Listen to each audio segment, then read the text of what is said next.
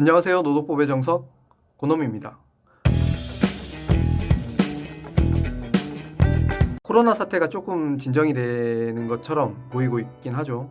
그래도 아직까지는 방심을 안 하시는 게 좋을 것 같고, 그래도 지금까지 이제 코로나 사태가 계속 이어지고 있다 보니까 사업장들이 많이 어려워지고 있는 건 사실인 것 같습니다. 그래서 사업장에서 직원들을 내보내는 이런 해고가 많이 발생을 하고 있다 보니까 이와 관련을 해서 질문도 많이 들어오고 있습니다. 오늘은 그 중에서 하나인 해고 예고 수당에 대해서 한번 이야기해 보도록 하겠습니다. 저희는 사실은 해고 예고 수당이라고 얘기를 하기보다는 해고 예고 제도라고 말씀을 드리긴 한데, 여러분들은 해고 예고 수당에 대해서 관심이 많으시니까 이 해고 예고 수당 측면에서 한번 접근을 해보도록 할까 해요. 그러면 우선 해고 예고 수당을 어떨 때 받을 수 있고 어떨 때 받을 수 없는지, 요거에 대해서 굉장히 많이 궁금해하시고, 이것 관련해서 특히 이제 요즘은 코로나 때문에 폐업을 하는 경우가 많이 생기죠. 그래서 코로나 관련을 해서 해고 예고 수당을 받을 수 있는가, 이것도 한번 말씀을 드려볼까 합니다. 우선 첫 번째로 해고 예고 수당을 받기 위해서는 사업주의 해고 예고가 없어야 됩니다. 법에서는 이렇게 규정을 하고 있습니다. 사업주가 해고 30일 전에 해고 예고를 하거나 30일치의 통상임금으로 해고 예고 수당을 지급하여야 된다, 이렇게 규정을 하고 있습니다. 이 말은 사업주가 해고 30일 전에 해고 예고를 하면은 해고 예고 수당은 지급 의무가 없다, 이렇게 해석이 되겠죠. 그렇다 보니까 사업주가 해고를 하기 30일 이전에 해고 예고가 없어야 해고 예고 수당을 받을 수 있다, 이렇게 볼 수 있겠습니다. 그리고 두 번째, 그야말로 해고가 있어야 됩니다. 여기서 가장 많이 헷갈려 하시는 게 권고사직입니다. 무슨 말이냐?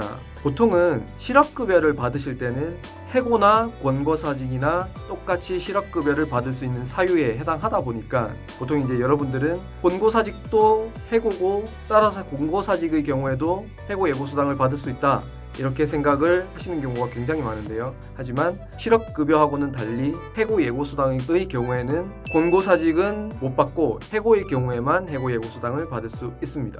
그러면 해고하고 권고사직이 무슨 차이가 있느냐, 도대체 이거는 굉장히 이제 실무적인 측면이기도 한데, 우선은 이론적으로 접근을 한번 해보면요, 차이는 쉽게 설명을 해드리면은, 해고는 근로자가 원하지도 않는데도 사업주가 일방적으로 내보내는 이거를 해고라고 하고요. 그게 아니고 권고사직 같은 경우는 사업주가 나가줄래 라고 했을 때 근로자도 이에 응해서 합의가 성립을 하는 이런 형태를 권고사직이라고 합니다. 굉장히 좀 말장난 같긴 한데요. 그래서 해고는 근로자가 원하지 않는데 사업주가 일방적인 의사로 내보내는 거를 해고라고 하고, 그게 아니고 권고사직 같은 경우는 사업주가 나가달라고 얘기를 했을 때 근로자도 이에 동의를 해가지고 합의가 성립을 하는 그런 형태를 권고사직이라고 합니다. 그러면 실무적으로 이걸 어떻게 구분을 하느냐, 이 부분에 대해서 말씀을 드려보면요, 결국은 이렇게 보겠죠. 근로자의 동의가 있었느냐 없었느냐, 이게 판단의 척도가 되는데요.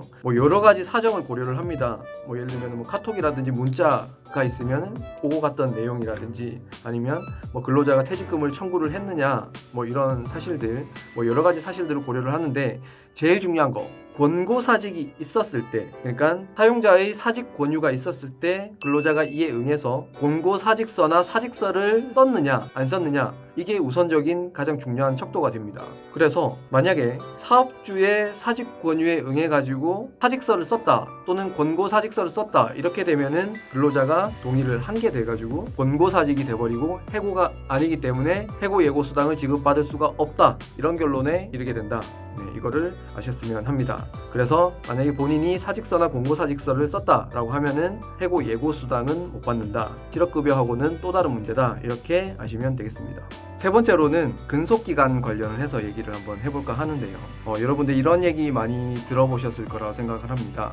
수습기간인데 3개월이 지나지 않은 사람 같은 경우는 해고 예고수당을 못 받는다. 근데 이거는 옛날 얘기입니다. 그러니까 국법이죠. 과거에는 이랬습니다. 일용직 근로자 같은 경우에는 3개월, 기간제 근로자 같은 경우에는 2개월, 월급제 근로자 같은 경우에는 뭐 6개월, 뭐 수습 근로자 같은 경우는 3개월, 이런 기간이 지나지 않은 상태에서는 해고 예고수당을 못 받는다. 해고를 당해도 이렇게 법이 규정이 되어 있었는데, 그러니까 고용 형태에 따라서 해고 예고수당을 지급을 받을 수 있는 경우가 있고 없는 경우가 있고, 그리고 기간도 이제 달랐죠. 근데 이거를 통일을 시켜버렸습니다. 깔끔하게. 그래서 이제는 뭐 수습 근로자냐, 뭐 일용직 근로자냐, 뭐 기간제 근로자냐, 이런 뭐 고용 형태 불문하고 그냥 입사한 지 3개월 미만의 근로자한테는 해고가 있다 하더라도 해고 예고수당을 받을 수 없다. 이렇게 간단하게 정리가 되어버렸다라고 보시면 되겠습니다. 그래서 여러분들이 입사한 지 3개월 이내에 해고를 당하신다라고 하면은 해고 예고수당을 받을 수는 없다. 이렇게 보시면 되겠습니다. 이 네 번째는 이번 코로나 사태하고 조금 관련이 있습니다. 무슨 말이냐? 법에서는 이렇게 규정을 하고 있습니다. 천재사변이나 그 밖의 기타 부득이한 사유로 사업을 계속하는 것이 불가능한 경우에는 해고 예고수당을 지급을 하지 않아도 된다. 이렇게 규정을 하고 있습니다. 그렇다 보니까 코로나로 인해서 폐업을 하는 경우에는 해고 예고수당 지급 의무가 없다. 여기에 해당하니까 그렇게 이야기를 많이 하고 있는 걸로 알고 있습니다. 그런데 그거는 아닙니다.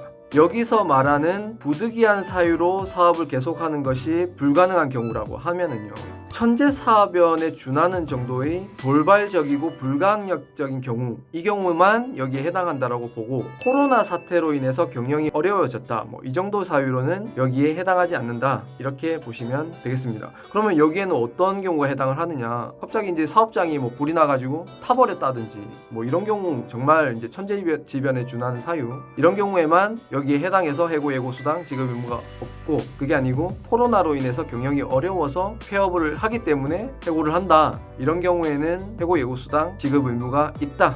이렇게 보시면 되겠습니다.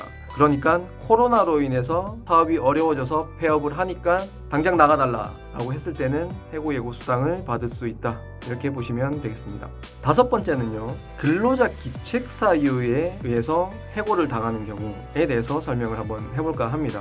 보통은 이제 사업장에서 근로자가 뭔가를 잘못을 해가지고 해고를 당했을 때는 해고 예고수당을 지급을 할 의무가 없다. 이렇게 생각을 하시는 분도 많고요. 사실은 이에 관해서도 법에서 규정을 하고 있긴 합니다. 법에서는 뭐라고 규정을 하고 있느냐면요, 근로자가 고의로 사업에 막대한 지장을 초래하거나 재산상 손해를 끼친 경우로서 고용노동부령으로 정하는 사유에 해당하는 경우에는 해고 예고수당 지급 의무가 없다. 이렇게 규정을 하고 있습니다. 그러니까 쭉 한번 읽어보면은 무조건 기책 사유로 인해서 해고를 당한 경우에는 해고 예고수당을 지급하지 않아도 된다. 이렇게 규정을 하고 있는 게 아니고, 뭔가 조금 뭐 고의라든지 막대한 지장을 초래했다든지 뭐 재산상 손해를 끼쳤다든지 뭐 이러한 뭔가 좀 중대한 사유로 요구를 하고 있죠. 그래서 이걸 구체화시키고 있는 게 어디에 나와 있느냐라고 하면은 근로기준법 시행규칙 별표를 찾아보시면 나와 있습니다. 네, 여기에서 나와 있는 게 총 몇 가지 사유가 있냐면 9가지로 규정을 하고 있어요. 몇 가지 좀 대표적인 걸 한번 읽어봐 드리겠습니다. 납품업체로부터 금품이나 향응을 제공받고 불량품을 납품받아 생산에 차질을 가져온 경우, 영업용 차량을 임의로 타인에게 대리운전하게 하여 교통사고를 일으킨 경우, 사업의 기밀이나 그 밖의 정보를 경쟁관계에 있는 다른 사업자 등에게 제공하여 사업에 지장을 가져온 경우, 이렇게 쭉 한번 읽어보시면 굉장히 중대한 사유, 이 정도면 뭐 해고 당할 만하네, 이렇게 생각되는 사유만 쭉 나열을 하고 있습니다. 그렇다 보니까 뭐 지각이 좀 잦다든지 아니면은 그냥 물품을 뭐 실수로 파손을 했다든지 이런 사유로 만약에 해고를 당하셨다라고 하면은 해고 예고수당 지급을 받을 수 있다. 이렇게 보시면 되겠습니다. 생각보다 중대한 기책 사유를 요구하고 있다. 이렇게 보시면 될 것 같습니다. 여섯 번째는 이것도 많이 궁금해 하시는데요. 사업장 규모별로 해고 예고수당을 받을 수도 있고 받을 수도 없는 경우가 있지 않느냐, 이렇게 생각을 하시는데, 특히 5인 미만 사업장, 그러니까 4인 이하 사업장에서는 해고 예고수당을 받을 수 없는 거 아니냐, 이렇게 생각하시는 분들이 많은데요. 아닙니다. 4인 이하 사업장이라 하더라도 해고 예고수당은 지급 의무가 있습니다. 왜 이거를 헷갈려 하시냐, 해고 예고수당 문제하고 해고의 정당성 문제를 헷갈려 하시기 때문입니다. 해고 예고수당이라는 거는 단순히 30일 전에 해고를 예고하지 않았을 때는 해고 예고수당을 지급을 해야 되는 이런 문제고, 그 해고를 당했을 때 이 사람이 해고를 당할 만한 사유가 있었느냐, 즉 해고를 당할 만한 했느냐, 해고의 정당성 문제입니다. 이러한 해고의 정당성 문제는 5인 이상 사업장에서만 문제가 되지만요, 해고 예고수당 문제는 4인 이하 사업장에서도 똑같이 문제가 된다. 그래서 모든 사업장에서 해고 예고 수당은 지급받을 수 있다. 이렇게 보시면 될 것 같습니다. 다음 7번째는 역시 마찬가지로 해고 예고 수당하고 해고 정당성 이 문제를 잠시만 얘기를 해볼까 하는데요. 앞에서 말씀드렸다시피 해고 예고 수당은 사업주가 30일 전에 해고 예고를 했느냐 안 했으면 해고 예고 수당을 지급을 해야 된다. 이 문제까지 딱 끊어서 생각을 하시면 되고, 다음으로 이 사람이 얼마나 잘못을 했길래 해고를 당할 만할까, 즉 해고 정당성의 문제는 완전 별개의 문제다. 이렇게 보시면 되겠습니다. 그래서 이 해고 예고 수당은 모든 사업장에서 다 문제가 되는 거고, 해고 정당성의 문제는 5인 이상 사업장에서만 문제가 된다. 그리고 관할도 해고 예고 수당 문제가 되었을 때는 사업장 관할 노동청에서 문제를 삼으시면 되는 거고, 내가 왜 잘려야 되느냐, 나는 너무 억울하다, 나는 복직을 하고 싶다, 이런 해고의 정당성 문제를 다툴 때는 사업장 관할 노동청이 아닌 사업장 관할 노동위원회로 문제 제기를 하셔야 된다. 이렇게 말씀을 드릴 수가 있겠습니다. 마지막으로는 계속 해고 예고 수당 문제하고 이 해고의 정당성의 연장선상이긴 한데요.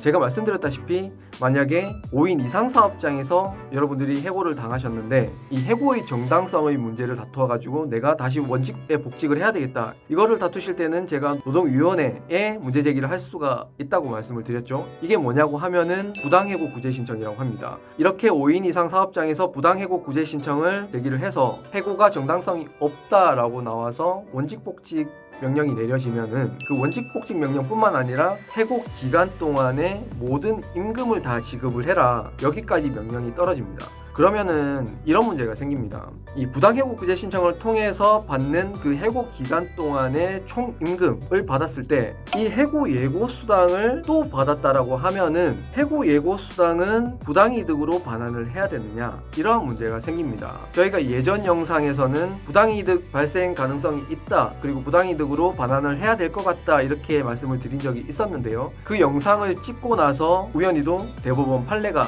나왔습니다. 굉장히 오래되긴 했는데 저희가 그 영상을 찍은 지가 더 오래되다 보니까 저희가 이 부분을 설명을 한 번도 안 해드린 것 같아요. 그래서 이번 영상을 통해서 말씀을 드리려고 합니다. 다시 한번 말씀을 드리면 5인 이상 사업장에서 해고 정당성을 다퉈가지고 노동위원회에서 이 해고는 부당하다, 그리고 해고 기간 동안에 모든 임금을 다 지급을 해라 라고 했을 때 이미 해고 예고 수당을 받았다 하더라도 이거는 부당이득이 아니다. 그래서 해고 예고 수당을 부당이득으로 반환을 안 해도 되고 그 해고 기간 동안에 모든 임금은 다 받으실 수 있다. 이렇게 보시면 되겠습니다. 이게 대법원 판례고 나온 지는 좀 오래됐지만 저희가 한 번도 말씀을 안 드린 것 같아서 마지막으로 설명을 드렸습니다. 네, 코로나 때문에 사업장에서 해고가 많이 일어나고 있습니다. 특히 이제 정리해고도 많이 생기고 있고요. 근데 이제 아시겠지만 요즘 그 사업장에서 그 해고를 안 했으면 좋겠다, 이렇게 이제 사회적으로 분위기가 형성이 되고 있죠. 그래서 사업주분들도 이 부분에 대해서 좀 공감을 해주시고 웬만하면은 인력을 유지를 하는 그런 노력을 해주셨으면 좋겠고요. 근로자분들도 만약에 사업주의 이런 사정을 안다라고 하면은 임금을 조금 삭감에 동의를 한다든지 아니면은 무급휴직에 동의를 한다든지 사업장 경영이 너무 어렵다고 했을 때 그런 경우에는 서로 조금씩 양보를 해가지고 서로 상생하는 그런 접점을 찾았으면 좋겠습니다. 개인적인 의견이라서 이견이 있을 수도 있고요. 여기까지 해고 예고에 관한 영상이었습니다. 감사합니다.